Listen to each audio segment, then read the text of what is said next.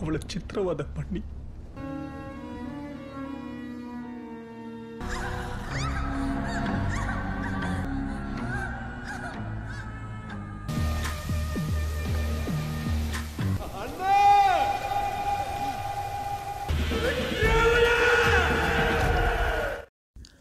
Halo sahabat, Assalamualaikum. Apa kabar? Semoga sehat selalu dan senantiasa berbahagia. Mudah-mudahan Tuhan Yang Maha Kuasa selalu memberikan rezeki dan juga kemudahan urusan untuk sahabat semua. Kali ini SLMT-TV tentunya kembali hadir menghibur sahabat semua dengan sebuah alur cerita dari film yang berjudul Vera Pandiapuram. Film ini mengisahkan tentang perjuangan seorang kekasih yang menuntut balas atas kematian calon istrinya yang begitu menyedihkan. Kejadian itu begitu menyakiti hatinya hingga ia harus menghabisi semua keluarga calon istrinya yang baru untuk membalaskan dendamnya selama ini. Baiklah, tanpa perlu berlama lagi langsung saja kita simak, ini dia alur cerita filmnya.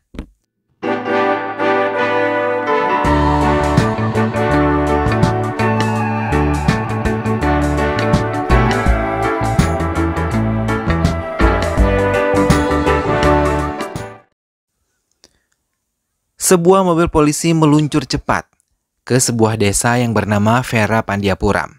Di tempat tersebut dikabarkan ada sebuah kejadian pembunuhan yang telah terjadi di desa itu. Sesampainya di sana, polisi yang bertugas meminta tim forensik datang untuk memeriksa korban yang ditemukan yang telah tewas terbekap bantal di kamar mereka. Korban yang merupakan pasangan suami istri dan keduanya adalah dokter di desa itu.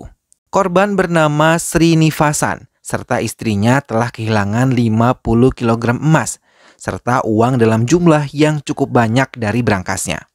Seorang warga bernama Solomon adalah ayah dari Ana yang merupakan seorang gadis yang bekerja di rumah dokter Srinivasan. Ia yang melaporkan kepada polisi tentang hal yang telah terjadi di rumah tersebut. Karena ia merasa kehilangan putrinya yang tidak juga pulang setelah bekerja di tempat tersebut. Sementara itu, di tempat lain, kelompok Ratna Sima dan Celadurai berkumpul di tengah-tengah desa. Mereka bersih tegang dan hampir terjadi perselisihan.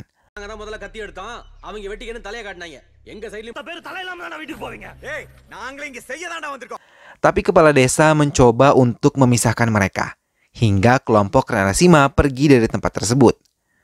Namun, mereka malah menghabisi beberapa warga desa, bahkan menghabisi dengan tega hidup-hidup 2 orang warga desa. Namun, di tengah-tengah mereka melakukan kekejamannya, istri Ratna Sima menelpon dan mengatakan kalau putri mereka yang bernama Venba telah 3 hari hilang. Mendengar hal itu, Ratna Sima langsung membawa semua anak buahnya untuk mendatangi kampus putrinya agar menemukan putrinya tersebut di sana. Salah satu teman Venba mengatakan kalau Venba berusaha kawin lari dengan Siva karena mereka keduanya telah saling mencintai. Sementara di kuil Siva dan Venba yang tengah menjalani upacara pernikahan, tiba-tiba Siva membatalkan pernikahan mereka saat pendeta memberikan kalung suci yang harus disematkan kepada Venba. Ia beralasan bahwa dirinya tidak mau menikah tanpa restu kedua orang tua Venba. Hingga mereka pun memutuskan untuk kembali ke rumah Venba. Dalam perjalanan ke rumah Venba, salah satu anak buah Ratna Sima mengabarinya kalau Venba telah menuju ke rumah mereka. Mendengar hal itu, Ratna Sima langsung memerintahkan anak buahnya untuk bersiap-siap menghabisi Siva yang telah membawa putrinya. Mereka semua bergerak dan mempersiapkan semua senjata tajam yang ada di sekitar mereka untuk menyerang Siva. Siva turun lebih dulu dari mobil ditemani Venba dan Marx, teman Siva yang langsung menemui Ratna Sima. Siva meminta maaf secara langsung pada Ratna Sima sekaligus meminta izin untuk menikahi Venba dengan restu dari orang tua Venba. Tanpa diduga, Ratna Sima langsung memberi restu pada putrinya di depan semua anak buahnya yang sudah bersiap untuk menghabisi Siva.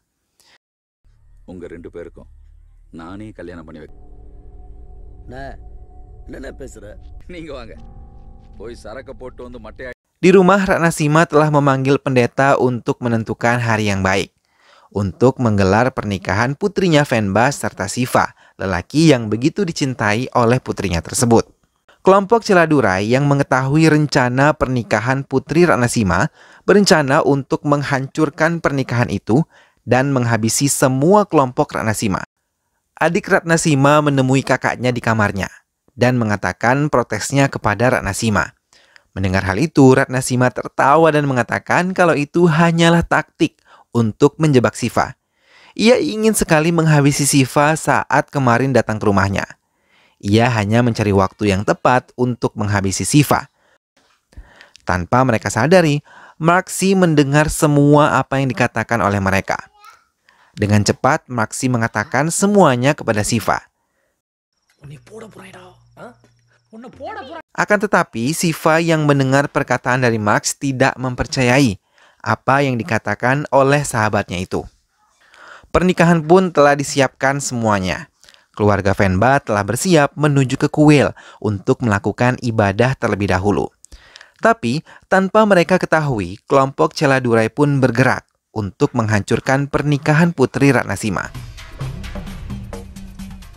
Kelompok Celadurai menebang pohon untuk menghambat perjalanan mereka. Hingga separuh rombongan Ratna Sima belum bisa sampai ke kuil. Beberapa mobil yang telah tiba di kuil kemudian langsung menjalankan upacara keagamaan mereka.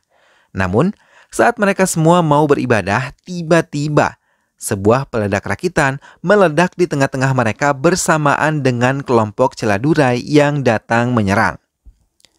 Hingga perkelahian antara dua kelompok itu pun menjadi pecah dan tak terhindarkan. Semua wanita dari keluarga Venba masuk ke dalam mobil untuk menyelamatkan diri. Tapi Venba kehilangan salah satu keponakannya yang bernama Daya. Siva kemudian dengan cepat turun dari mobil dan mencari Daya. Siva melihat Daya yang tengah bersembunyi di balik patung dewa. Dengan cepat, ia pun berlari dan menyelamatkan Daya. Siva langsung menyerahkan Daya kepada paman Venba. Namun tiba-tiba, dari arah belakang, ia diserang oleh Ratna Sima. Tapi sebelum Ratna Sima menikam Siva, ada seseorang dari belakang menusukkan pedang tajamnya tepat di punggung Ratna Sima. Sementara Siva yang tidak mengetahui hal itu tetap berjalan menuju mobil. Semua anak buah Ratna Sima menangis sedih karena kematian Ratna Sima. Mereka langsung mengadakan upacara kremasi untuk Ratna Sima. Siva mengikuti upacara tersebut sambil menatap penuh dendam ke arah ketiga adik Ratna Sima. Sementara kelompok Celadurai merayakan kemenangan mereka karena telah berhasil menghabisi Ratna Sima, musuh bebuyutan mereka. Ia memanggil orang yang telah menghabisi Ratna Sima. Tapi Madura mengatakan kalau bukan salah satu dari mereka yang telah menghabisi Ratna Sima. Ia membawa laki-laki Parubaya yang telah berhasil menghabisi Ratna Sima. Lelaki Parubaya itu mengaku bernama Solomon. Celadurai menanyakan alasannya menghabisi Ratna Sima. Dengan polosnya, Solomon mengatakan ia menghabisi Ratna Sima karena kerjasama dengan Siva, calon menantu Ratna Sima. Siva yang telah membawa kalung yang dipakai oleh Ana putrinya yang dibakar hidup-hidup oleh Ratna Sima dan semua anak buahnya. Setelah selesai mendengar penjelasan dari Solomon, Celadurai penasaran apa yang membuat Siva begitu dendam dengan Ratna Sima. Di rumah Venba, Maxi yang menegur langsung Siva karena telah menghabisi Ratna Sima. Namun tanpa takut ia mengatakan kalau dirinya memang pelaku pembunuhan itu. Bahkan bukan hanya itu saja, ia juga berencana untuk menghabisi ketiga adik-adik Ratna Sima. Saat semua keluarga selesai berdoa di taman, pendeta mengatakan pada Fadapati, adik Ratna Sima, bahwa ia melihat pembunuh Ratna Sima bukan hanya Solomon. Tapi ia baru kali itu melihat pemuda itu ada di sana. Mendengar hal itu, Maxi langsung berlari ke kamar dan menceritakan semuanya kepada Siva yang membuat bom rakitan tersebut. Semua anak buah Ratna Sima dikerahkan keluar dari rumah Ratna Sima karena mereka telah menemukan persembunyian Solomon. Fadapati kemudian meminta pada salah satu adiknya untuk menghabisi Siva setelah menghabisi Solomon. Siva yang ikut dalam rombongan mereka pun dilihat oleh pendeta. Berulang kali pendeta menghubungi Fadapati untuk mengatakan semuanya. Tapi Fadapati tidak sekalipun mendengar handphonenya berdering. Sementara Siva yang bersama kedua adik Ratna Sima berusaha untuk mencari keberadaan Solomon. Akan tetapi mereka malah bertemu dengan kelompok Celadurai hingga lagi-lagi pertikaian pun terjadi. Dalam pertikaian tersebut, Siva malah justru membantu kelompok Celadurai. Jelas hal ini dilakukan karena Siva begitu dendam dengan Ratna Siva beserta adik-adiknya. Fadapati akhirnya menerima telepon dari pendeta dan terkejut mendengar semua yang dijelaskan oleh si pendeta. Hingga ia langsung menelpon Fatra untuk membawa pulang Siva.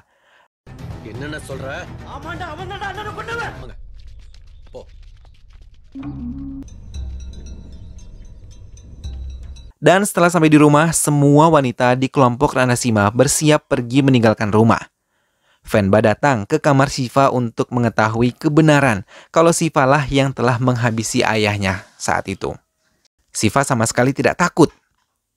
Ia malah mengatakan akan menghabisi ketiga paman Fenda juga.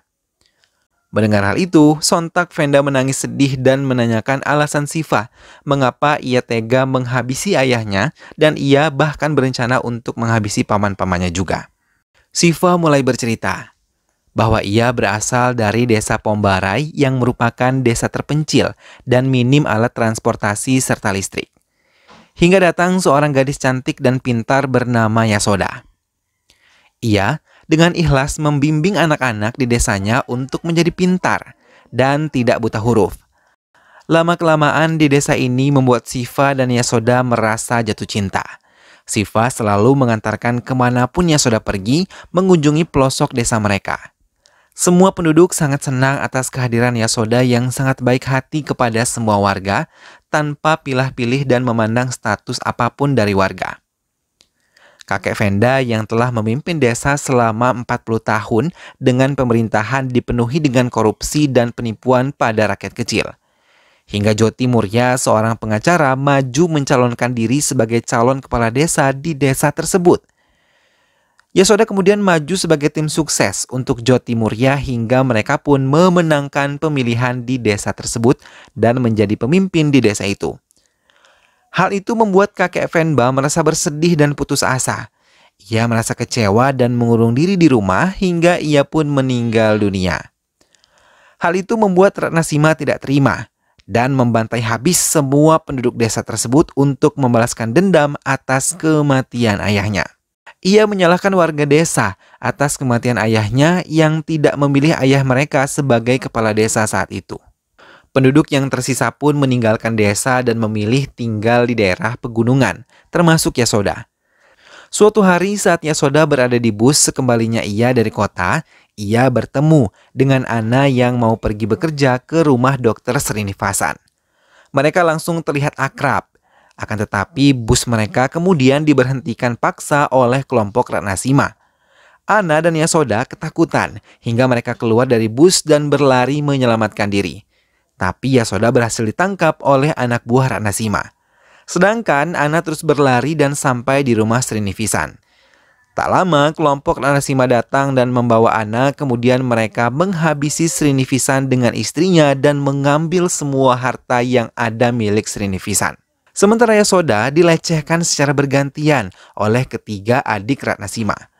Setelah mereka puas menikmati tubuh Yasoda, mereka menghabisi Yasoda dan membuang tubuh Yasoda tanpa menggunakan sehelai benang pun menempel di tubuhnya. Sementara Ana yang dibawa kemudian dibakar hidup-hidup oleh kelompok Ratna Sima. Warga menemukan tubuh Yasoda di dalam danau dengan tidak menggunakan sehelai benang pun. Ia pun kemudian memakamkan Yasoda secara muslim dan berjanji akan menuntut balas pada Ratna Sima atas kematian Yasoda yang telah ia habisi dengan sangat kejam beserta dengan adik-adiknya. Siva lalu mengakhiri ceritanya pada Fenba yang begitu terkejut mendengar sendiri kejahatan ayah serta paman-pamannya itu. Tak lama ia pun dibawa oleh bibinya keluar dari rumah itu. Sedangkan semua anak buah Ratna Sima telah berkumpul di depan rumah untuk menghabisi Siva. Namun kemudian tanpa rasa takut sedikit pun Siva keluar dan langsung menghadapi mereka seorang diri.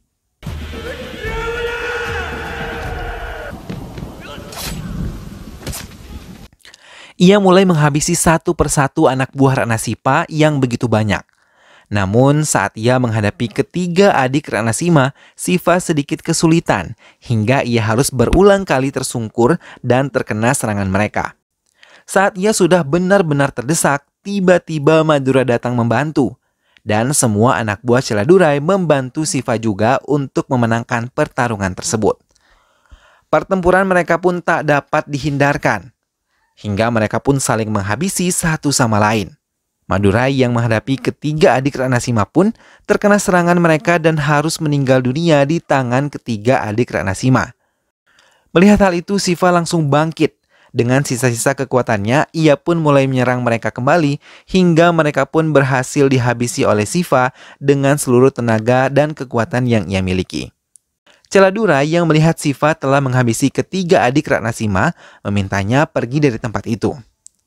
Beberapa tahun kemudian, Venba memutuskan diri untuk ikut bersama Siva dan menikah dengannya. Ia kemudian yang kini menggantikan tugas Yasoda untuk mencerdaskan kehidupan anak-anak di desa kelahiran Siva dan film pun selesai. Nah sahabat, itulah tadi alur cerita dari film yang berjudul Vera Pandiapuram. Permusuhan dan dendam memang tidak akan pernah membawa kebaikan. Yang ada hanyalah permusuhan dan saling menyakiti terus-menerus. Untuk itu, rasa sabar dan toleransi memang sangat perlu untuk dilestarikan agar terhindar dari segala bentuk permusuhan dan perpecahan. Mudah-mudahan sahabat semua terhibur setelah menyimak alur cerita film ini. Sampai jumpa lagi di alur cerita film-film selanjutnya. Dukung selalu SLMT TV dengan cara klik like, comment, share, dan juga subscribe. Jangan lupa jaga kesehatan dan wassalamualaikum.